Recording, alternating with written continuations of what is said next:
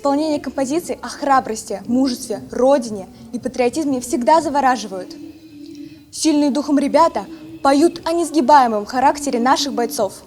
Ко Дню защитника Отечества воспитанники и преподаватели детской музыкальной школы номер 9 имени Адигамы Искужина подготовили концерт для курсантов Волжского государственного университета водного транспорта. Ведь, как известно, музыка помогает всегда и заряжает на великие дела. Расскажи подробнее про свой танец. Мой танец называется «Маршрут».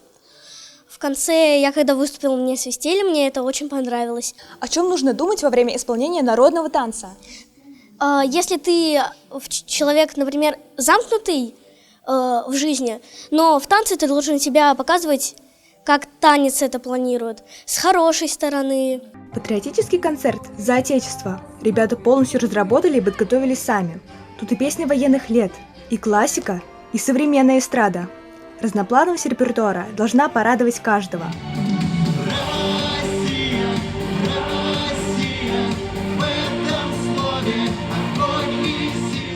Как легче выступать, дуэтом или сольно?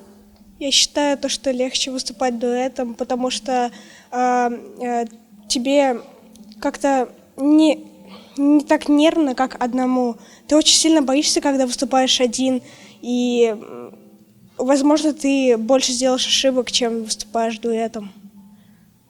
Я тоже так считаю, потому что когда мы выступаем дуэтом, мы поддерживаем друг другу и не ошибаемся даже. Почему важно отмечать День защитника Отечества?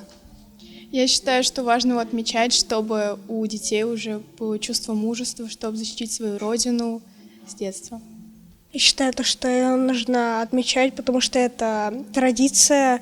Надо поздравлять своих отцов, чтобы они чувствовали себя отцами, чтобы могли защитить нас.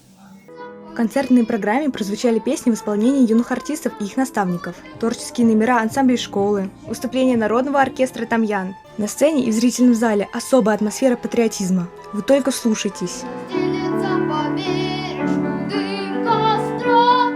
Такие песни никогда не выйдут из моды. Этот репертуар будет жить века. Его нужно знать и помнить. Диана Герфатова, Татьяна Никитина. Специально для «Горы новостей».